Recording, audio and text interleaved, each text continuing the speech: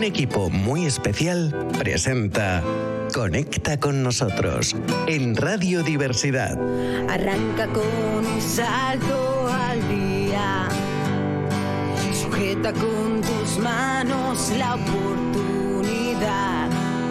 Vuelca tus sueños, hazlos realidad. Esto acaba de empezar. Buenos días, bienvenidos a un nuevo programa de Conecta con nosotros en Radio Diversidad. Hoy estamos, Paquita. Buenos días. Y un servidor, Francisco. Busca una mano que no te haga daño. Es hora. Tenemos el placer de tener con nosotros a don Ricardo Guinea, médico psiquiatra, que mi compañera Paquita y yo tuvimos el honor de conocerle hace unos años cuando estuvimos en el hospital de día. Deciros que Ricardo Guinea ejerce su carrera profesional desde 1984 en el campo de la psicoterapia y el tratamiento global de personas con problemas psicológicos o emocionales, crisis personales o problemas psiquiátricos. Comenzamos con la entrevista. Vamos a comenzar un poco por preguntar a Ricardo que de dónde te viene la vocación de ser médico psiquiatra. Pues bueno, buenos, no sé si días o tardes. Pero siempre has querido ser médico. Pero lo primero, deciros que estoy absolutamente encantado de reencontrarme con vosotros. O sea, igualmente, el sentimiento es mutuo. Ha sido una sorpresa, me invitaron a la entrevista, yo siempre me siento muy honrado, y de repente me encuentro con vosotros y digo, pero qué maravilla, sí, es un encuentro con viejos, casi amigos, vamos a decir. Claro, colegas, viejos muy bien. Vale, pues mira, a ver, ¿cómo me vino a mí el interés por las cosas mentales? Bueno, es una historia, la voy a intentar hacer corta, sí, pero es una historia muy divertida. Yo cuando era un niño me interesaba el ilusionismo, porque tenía un vecino que me enseñaba cosas de ilusionismo. Entonces me enseñaba algunos trucos de magia y cosas por el estilo. Entonces yo, que era muy curioso, me fui a las enciclopedias y tal, y investigando cosas que tenían que ver con el ilusionismo, di con el fenómeno de la hipnosis. Que es un fenómeno ya que está muy curioso, tal, igual. Entonces, investigando sobre la hipnosis, di con el personaje de Sigmund Freud. Yo debía de tener 12 años. Que era un personaje interesantísimo que hablaba de cosas como el inconsciente, la sexualidad. Dios mío, la sexualidad, qué cosa más interesante, ¿no? Cuando tienes 12 años piensas, eso tiene que ser interesante, ¿no? Y entonces, y de repente me puse a leer a Freud. Y de repente, pues unas cosas condujeron a otras, y de la manera más natural del mundo, pues pasé de querer hacer magia como ilusionismo a intentar comprender lo mental, y hasta ahora. ¿Y cuáles son tus referentes en psiquiatría? Uy, muchos. A mí, por mencionar alguno, por ejemplo, pues si hay alguien que tenga curiosidad, a mí uno de los referentes más interesantes es un psiquiatra norteamericano de los años 30 del siglo pasado o anteriores, que se llamaba Harry Stack Sullivan. Harry Stack Sullivan probablemente fue un gran psiquiatra, fue el fundador de la rama de la psiquiatría interpersonal, es decir, no era una persona que pensaba que los problemas psiquiátricos eran meramente biológicos. Harry Stack Sullivan pensaba y escribía que en psiquiatría los problemas son fundamentalmente interpersonales, ¿no? Era un tipo muy adelantado a su tiempo. En uno de sus libros, la frase con la que abría el libro era: todo el mundo es más una persona que cualquier otra cosa. A mí me parece un adelantado. Y este es uno de los referentes, ¿no? Otro referente, por ejemplo, pues podría ser perfectamente Franco Basaglia, un psiquiatra italiano que allá por los años 40-50 pues organizó una enorme revolución psiquiátrica, pues para terminar con los antiguos psiquiátricos, ¿sabes? No fue el único, porque hubo también antes Philippe Pinel, un alienista francés del tiempo de la Revolución Francesa, o William Tuck, un inglés, un filántropo, pero vamos, por decir un par de referencias que puedan interesar a nuestros oyentes, pues Basaglia, desde luego, no tiene desperdicio. Doctor Guinea, O Ricardo. Dígame usted, Paquita. Toda la vida ha habido y sigue habiendo mucho estigma hacia nuestro colectivo. ¿Qué opinas de esto? Hombre, el estigma, efectivamente tienes razón, hay un malentendido tremendo que asocia, digamos, cualquier tipo de diagnóstico psiquiátrico con un temor a situaciones descontroladas, situaciones embarazosas, etcétera, etcétera.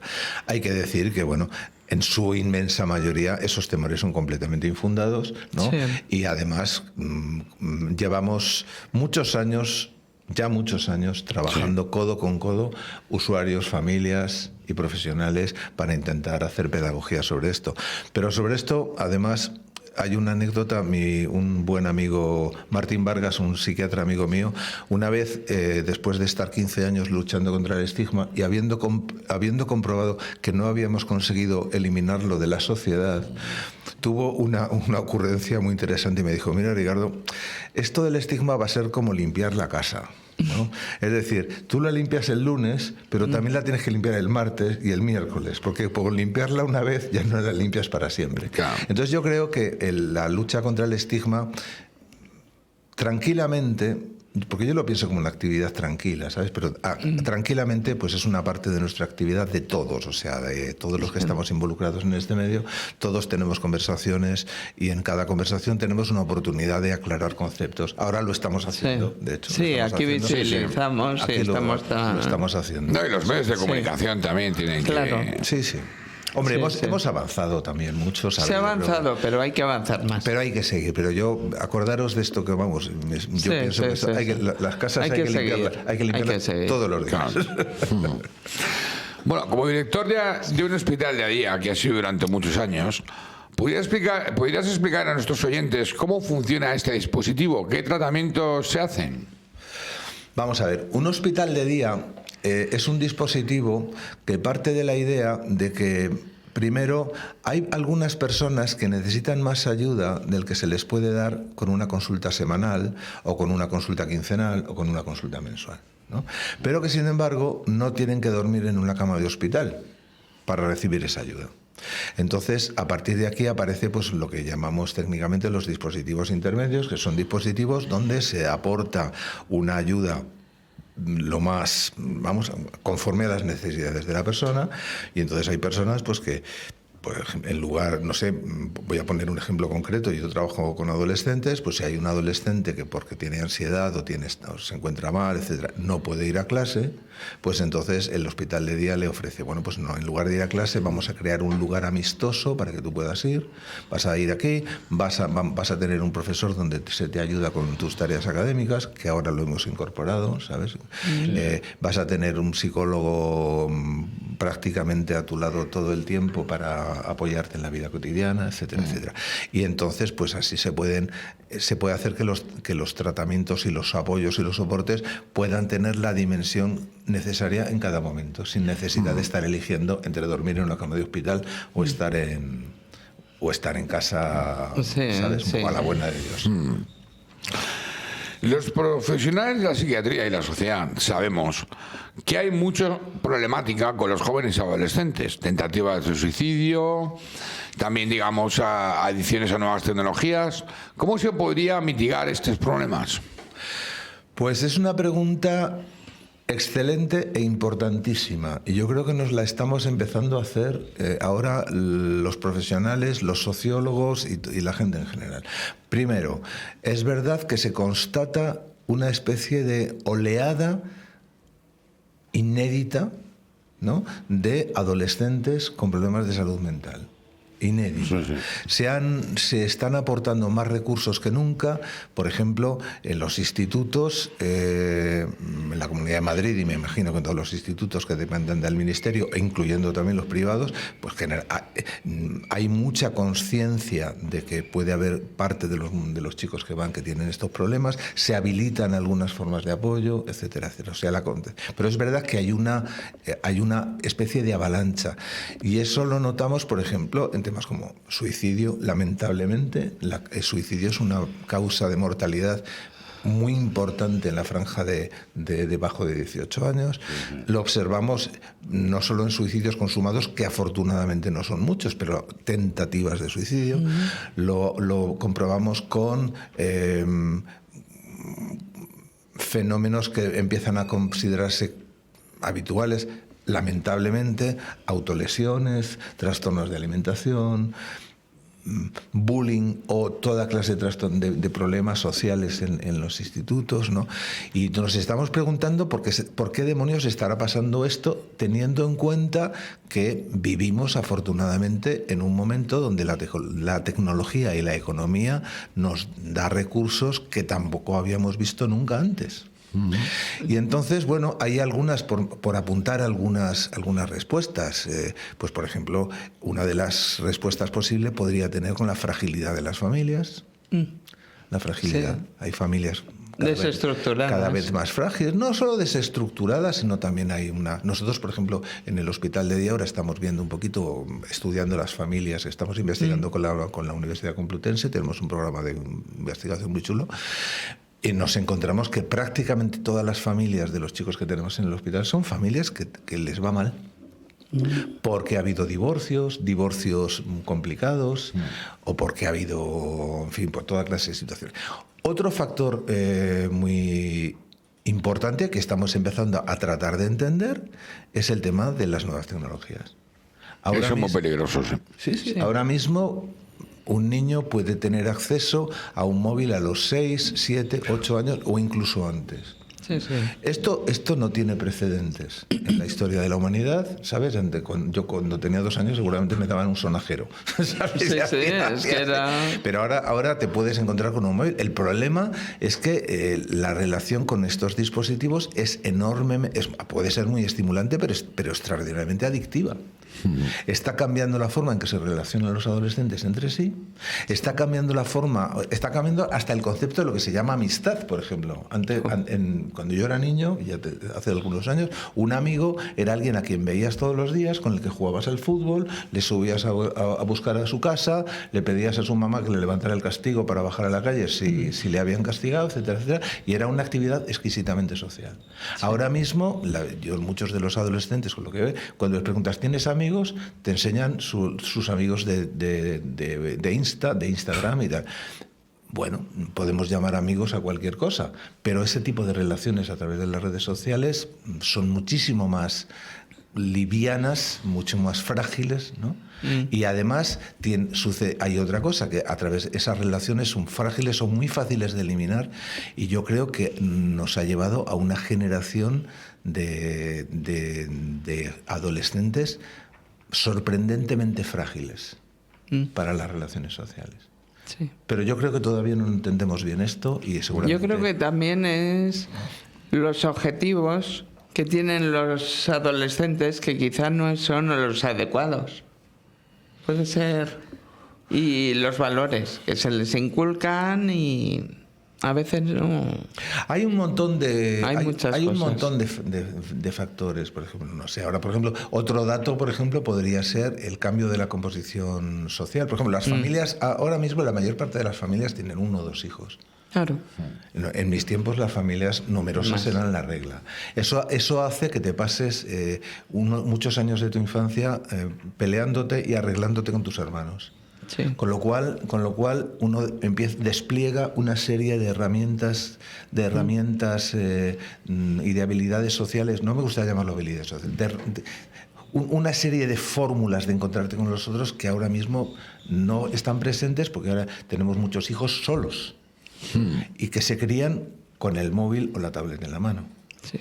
Y no están contendiendo, no están jugando con los amigos. Y además esto es muy interesante porque la edad a la que los niños, por ejemplo, y las niñas tienen que aprender estas cosas es una edad muy temprana. O sea, Piaget, por ejemplo, un estudioso del desarrollo en la infancia, determinaba unos periodos sobre los 4 años, entre 4 y 6 años, ¿no? Que son periodos donde Piaget planteaba que es conveniente que los chicos pasen tiempo juntos con la mínima supervisión posible de adultos.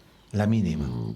la mínima, para que ellos se organicen entre ellos, como así sucedía. Los niños de esa manera aprenden a compartir los juguetes sin que un adulto tenga que estar poniendo reglas constantemente, ¿no? Ahora mismo nos encontramos una generación de chicos muy cuidados, muy supervisados. Demasiado sobreprotegidos. Es difícil encontrar las palabras que describirían eso, pero algo de eso puede estar pasando. Y vamos a tener que entenderlo los próximos años para ver qué pasa. No, y además que yo pienso que las relaciones también ahora con los chavales son más tóxicas, porque claro, con ese tipo de adicciones que tienen a las tecnologías nuevas y todo eso, pues son relaciones tóxicas. Pueden serlo, vamos. Sí, la palabra toxicidad es una palabra que ha hecho fortuna y se habla de relaciones tóxicas, de amores tóxicos, amistades tóxicas. Bueno, yo esto lo traduzco para mí en situaciones en que hay personas que adoptan comportamientos abusivos sobre otras personas, y hay, sobre todo niños y adolescentes, y hay niños y adolescentes que no han aprendido a defenderse de este tipo de situaciones. No han aprendido a defenderse. Caen en redes de cosas. Entonces se produce una situación muy manipulable. Es una situación difícil de entender, ¿sabes? Porque, a ver, yo ya te digo, yo iba al colegio y yo me acuerdo perfectamente, también pues allí a veces pues teníamos problemas con los compañeros, había compañeros que lo pasaban mal, yo eso lo he visto mucho reflexionando sobre mi infancia y mi adolescencia, pues había algunos chicos que hoy probablemente tendrían mejores oportunidades que entonces, por ejemplo, chicos con algún problema, porque yo me acuerdo, yo tenía en mi clase había un chico que tenía un problema visual grave, ¿sabes? Que probablemente no veía la pizarra. Claro. ¿Sabes? Y entonces era un chico que nunca traía los deberes hechos, por ejemplo. Jolín. Bueno, estas cosas afortunadamente ahora en un colegio normal no se le pasan por alto a los psicopedagogos. Pero sin embargo, pienso que hay algo que sucede en la forma en que se relacionan los chicos ahora que les ha hecho que se vuelvan más frágiles, por lo menos algunos de ellos. Sí. ¿Cuáles son los signos de alerta que hay de que hay un problema de salud mental para que vosotros los profesionales podáis tratarlo y prevenir que pueda ser más grave? ¿En qué punto? Pues vamos a ver, depende del tramo vital, ¿sabes? Puede haber niños que por algún tipo de problema perinatal, etcétera, etcétera, puedan correr el riesgo de presentar problemas muy tempranamente. ¿Cómo se detecta? Pues que tengo una amiga pediatra, me dice, pues cada vez veo más niños hipotónicos, de poco tono muscular, que interaccionan poco con los adultos. Bueno, normalmente los chicos ahora con el sistema de salud que tenemos pasan por muchos controles y normalmente esto se detectaría. Estos son problemas de comienzo precoz, ¿no? Pero luego, por ejemplo, si estamos hablando ya más en la adolescencia, hoy está muy bien estudiado lo que sucede hasta 3 o 4 años antes de que una persona pueda emerger con un problema psiquiátrico importante, que es el clásico momento del brote, cuando uno pierde los papeles, uno se le va la olla, uno piensa esto, piensa el otro. Sin embargo, lo que hoy conocemos muy bien, que los chicos antes han estado seguramente hasta 3, 4 años pasándolo mal, deprimidos, con problemas sociales. Problemas sociales me refiero a problemas con los compañeros, aislados, el niño que está solo en el recreo y muchas veces con fracaso escolar, no pudiendo sacar adelante las tareas. Y esto, pues, cuando se dan esas condiciones, pues, hombre, sería el momento de que alguien eche un vistazo a ver qué está pasando. Sí. ¿Crees que se invierte lo suficiente en el campo de la salud mental y qué recursos son mejorables? Mira, yo me acuerdo, como sabéis, yo he sido un activista para que aumentase la cantidad de aportación de fondos públicos para la salud mental. Y hay que reconocer que desde que yo empecé con esto hasta ahora se ha avanzado muchísimo. Se ha avanzado muchísimo. Yo he tenido la fortuna de ver cómo el sistema de rehabilitación, por ejemplo, en la Comunidad de Madrid, pasaba de tener 0 a tener una red aceptablemente potente, donde cualquier persona que lo necesite puede acceder en un plazo de 6 meses. No es lo óptimo, Pero generalmente en un plazo de 6 meses a un año puede acceder a un tipo de servicio así. Y son servicios potentes, ¿sabes? ¿Qué sería mejorable? Foucault decía que la demanda de seguridad social es infinita. Entonces, es infinita. Entonces siempre, hagamos lo que hagamos, siempre va a haber alguna necesidad insatisfecha. España es un país desarrollado que históricamente, aunque ahora ya estoy un poquito más alejado de esta cosa, históricamente invertía menos que la media de los países ricos en salud mental. Pero eso ha podido ir mejorando. Sin embargo, por ejemplo, España, a diferencia de Estados Unidos, invirtiendo mucho menos, generalmente tiene mejores resultados porque es un sistema mucho más eficiente. Es un sistema vaya. Bueno. ¿Qué se podría mejorar? Yo creo que ha mejorado muchísimo la formación de los profesionales, ¿no? Ahora pues, llevo 40 años en esta profesión y ahora, por ejemplo, con los profesionales jóvenes tienen una formación completamente correcta. Están apareciendo especialidades, por ejemplo, la psiquiatría y psicología infantil ya está implantándose en muchos sitios y antes ya no... yo cuando era joven no existían psiquiatras prácticamente. Si una persona se ponía mala cuando yo tenía 10 iba al neurólogo o al neuropsiquiatra, ¿sabes? Ahora mismo tenemos un sistema donde se puede hacer. ¿Cuál es el problema? Este sistema está saturado. Claro. Está saturado. Ahora mismo uno de los problemas es que tú pides una cita y te la pueden dar a lo mejor en un plazo de tiempo a veces razonable. El problema es que las necesidades han crecido tanto, quizás porque ahora las identifiquemos mejor o que hay más expectativas de que los sistemas públicos ayuden de esta y de la otra manera, pero a veces les cuesta reaccionar, ¿no? De todas las maneras, también, mira, siempre hace falta más inversión en salud mental, pero también siempre hace falta más inversión en salud en general, pero también hace falta más inversión en asistencia social a los más desfavorecidos. Es decir, bueno, pues, cada sociedad aporta a sus sistemas de protección una fracción de lo que produce. Pero a menudo no puede aportar todo lo que se necesita porque no se produce suficiente, no hay un excedente suficiente como para que se pueda aportar todo lo que necesita. Entonces, pues hay que írselas apañando porque luego, afortunadamente, como vosotros os consta, pues hay un montón de modos, hablemos de dispositivos de ingeniería social baratos y costo efectivos que ayudan a la gente bastante bien o muy bien, ¿sabes? Sí. Bueno, ¿y qué cosas importantes crees que se deben mejorar en salud mental? Ya que dices que nos acabas de decir que han aumentado el número de psiquiatras, que antiguamente había muchos menos, ¿cómo han progresado las terapias? Pues bueno, se avanza, vamos a ver, yo soy muy curioso y una de las cosas que me está fascinando en los últimos años es cómo está avanzando, por ejemplo, la investigación básica en neuropsicología, ¿no? Entonces hay cosas que hay algunos aspectos de lo mental que antes lo abordaban los filósofos preguntándose qué era la consciencia, por ejemplo, y ahora mismo pues los neuropsicólogos están efectivamente intentando dar respuestas a qué demonios será eso de la consciencia, es decir, cómo es posible que una asamblea de celulitas que tenemos en la cabeza pueda producir una situación donde no solo yo soy consciente de que estoy aquí, sino que soy consciente de que estáis vosotros y podemos tener una conversación. Esto es algo realmente maravilloso y se está empezando a crear modelos donde esto podría ser inteligible. Por ejemplo, esto en el capítulo de la investigación básica. Esto está siendo fascinante.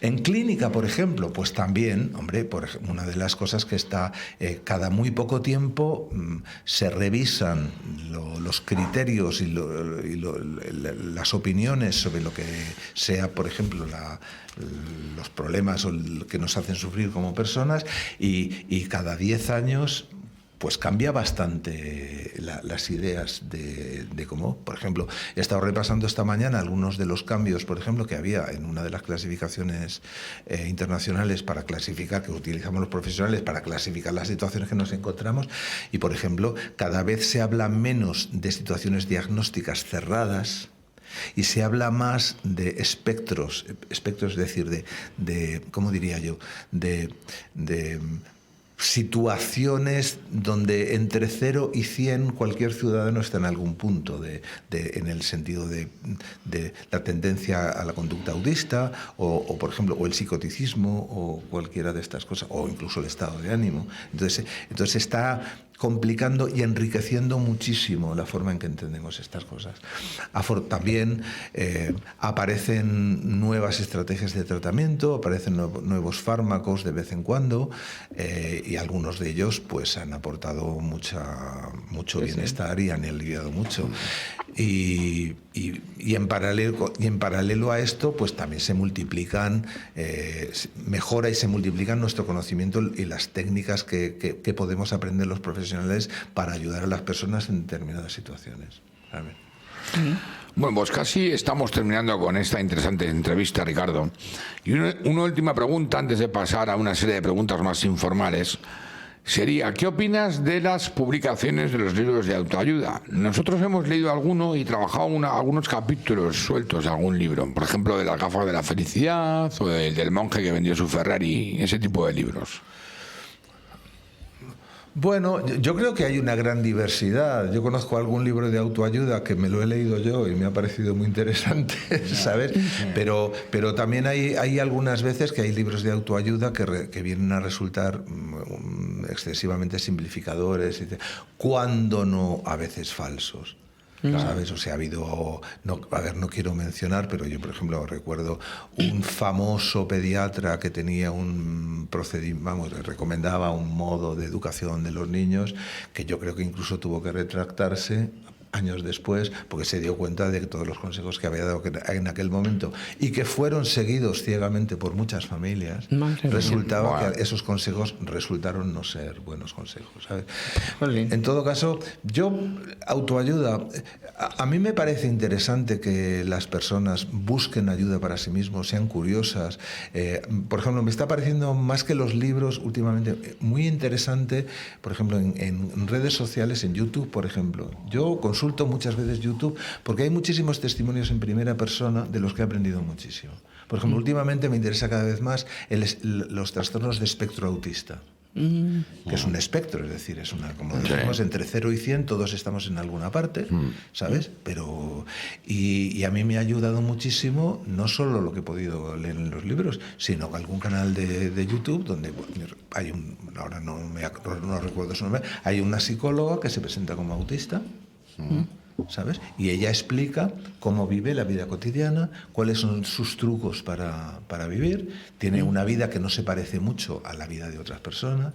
Para ella, por ejemplo, cuenta como, por ejemplo, que para ella ha aprendido a relacionarse efectivamente, de manera efectiva con los demás, pero que para ella es un trabajo agotador. Es agotador y que cuando se satura necesita separarse para descansar. ¿Sabes? Y que en realidad para ella relacionarse con los demás es algo parecido a un trabajo, y cuando en realidad ella cuando está bien es cuando está consigo misma. Por ejemplo, no sé qué decir, esta clase de informaciones me resultan muy enriquecedoras, teniendo, por supuesto, cuidado con el hecho de que también en las redes sociales hay información buena, mala y regular, ¿sabes? Hay en páginas adecuadas. Es difícil dar un consejo general sobre cómo... Yo le suelo invitar a la gente que utilice el sentido común. Si algo parece demasiado bueno para ser verdad, seguramente no es verdad. ¿Sabes? Sí, como están también los dichos de fake news y todo... Claro. Madre mía. Bueno, para las preguntas informales doy paso a nuestra compañera y amiga Paquita. Vamos allá. A ver, ¿qué tipo de música te gusta? ¿Y cuál es tu autor o grupo preferido? ¿Qué tipo de música me gusta? Madre mía, a mí me gusta muchísimo la música. Me gusta el folk, por ejemplo, me gusta el jazz. especialmente me gusta la música clásica, me encantan los cantautores, me resulta dificilísimo decir uno por lo que me olvido de todos los demás. Yo, por ejemplo, para mí, por ejemplo, un montón de artistas y compositores de los años 60, 70 me parecen fascinantes. No sé si vamos a grupos, Pink Floyd, por ejemplo, Genesis, me fascinan. Pero luego vamos al jazz, yo qué sé, John Coltrane o no sé. En el capítulo de cantautores yo soy un loco completo de Joni Mitchell, es una cantautora de origen canadiense que está muy anciana ya, pero que ha tenido una carrera absolutamente preciosa y ha compuesto unas canciones maravillosas. Bien, bien. ¿De dónde te viene la afición por la música? Pues no tengo ni idea, pero yo recuerdo que cuando era niño escuchaba música y de repente en algún momento no solo escuchaba la melodía, sino escuchaba las distintas voces que aparecían en la armonía. Y yo pensaba, oye, esto es muy divertido, ¿sabes? Muy divertido. Entonces, en cuanto pude, me pedí que me regalasen una guitarra, que era el instrumento más a mano, y empecé a trabajar con la guitarra, y a partir de ahí, pues el mundo de la armonía no tiene fin. O sea, es un mundo donde puedes pasarte toda la vida y no lo agotas nunca. Es como la musicoterapia, que bien aplicada... Ajá, sí, señor. Es bárbara. Bueno, perdón por la interrupción. No, hombre, por Dios, Paquita, estamos entre amigos. ¿Qué tipo de lectura te gusta más? Pues mira, yo soy para leer un poco extraño. Bueno, no extraño. Como la mayor parte de los hombres, suelo leer más ensayo que novela. A mí me interesan mucho las lecturas sobre filosofía, por ejemplo. Me gusta, con el tiempo me he ido interesando más por la filosofía. Entonces, lo que pasa es que, como yo digo, soy un turista de la filosofía, pero intento leer a Kant, por ejemplo, o intento leer a, yo qué sé, Rorty o Spinoza, o algunos de los grandes filósofos, o también leí en su momento a Platón, etcétera, etcétera, Aristóteles. A mí me gusta mucho eso. En novela, por ejemplo, he disfrutado muchísimo, sorprendentemente, por ejemplo, con este escritor ruso, a ver, el de Crimen y Castigo. Dostoyevsky. Yo Dostoyevsky lo dejaba, porque veía un libro de 1000 o 2000 páginas y digo, esto tiene que ser duro de leer, y sin embargo no me lo he pasado tan bien con otras novelas. Últimamente mi favorito es el escritor de Los Detectives Salvajes, un chileno que ahora, ¿cómo se llamaba? Bueno, Los Detectives Salvajes, eso cualquiera lo puede. Me parece que es el escritor más brillante que he leído en los últimos tiempos. Vaya. Aquí en el Hospital de Día hacemos un taller de cocina y hemos publicado un recetario que está en la imprenta y se presentará el día 10 de octubre, el Día de la Salud Mental, por el cocinero Juan Pozuelo. ¡Qué maravilla! ¿¿Cuál es tu plato preferido? Uy, vamos a ver, yo estoy casado con una vasca y yo pensaba que no me gustaba el pescado, pero cuando descubrí cómo preparan los vascos el pescado dije, esto es fantástico. Esto es verdaderamente maravilloso. Luego también soy un fan de la cocina italiana. La pasta, cualquier cosa que venga de la cocina italiana me encanta. ¿Qué prefieres, mar o montaña? Cualquiera de las dos, pero el mar para pasear por la orilla. Y la montaña, en tiempos para subir montañas. Ahora me da más pereza. En la montaña disfruté muchísimo en bicicleta, subiendo y bajando puertos. En tiempos ahora ya lo tengo medio abandonado eso. ¿Cuál es tu lugar preferido para desconectar? Pues desconecto paseando con mi perro por un parque, por ejemplo, o cuando me meto en mi cuarto y me pongo mi música y me pongo a leer. O me cojo la guitarra y me pongo a practicar. Muy bien. ¿Y cuál es tu género de cine favorito? Difícil también, pero a mí siempre me ha fascinado el cine negro de los años 50, 60, 40, el cine negro norteamericano.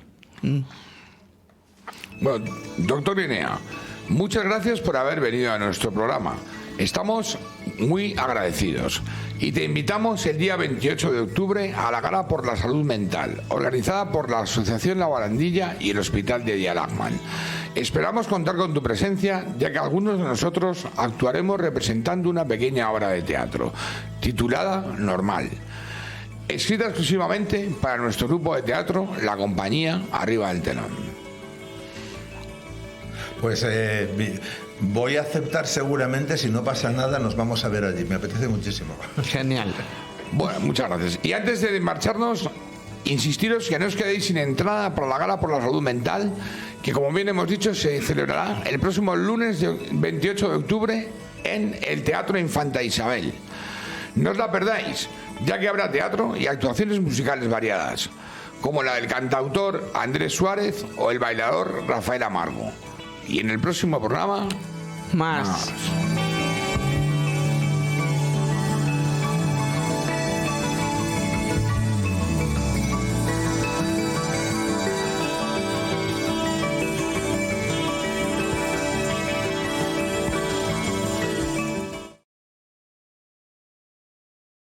Los aceites de la marca Jaén Natural.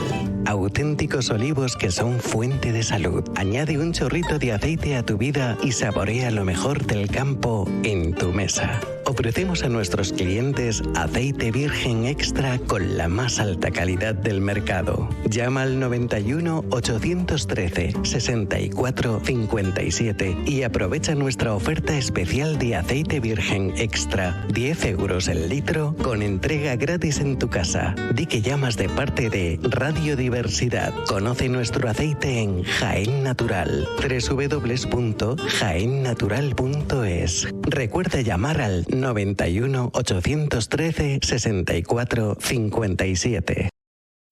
Bridor. Somos una empresa familiar con más de 25 años de experiencia, expertos en venta, distribución y comercialización de puertas, tarimas, armarios, así como la fabricación e instalación de nuestros trabajos a medida para viviendas. Disponemos de un gran stock de casonetos y puertas acorazadas, con sedes en Madrid y Alicante. Encuéntranos en Madrid, en calle Ávila 9 y calle Bañeza 10. Ofrecemos asesoramiento personalizado sin compromiso. Contáctanos en Instagram, @Bridor, en bridor.com o en el 910 568 946. Haz realidad tus sueños con Bridor.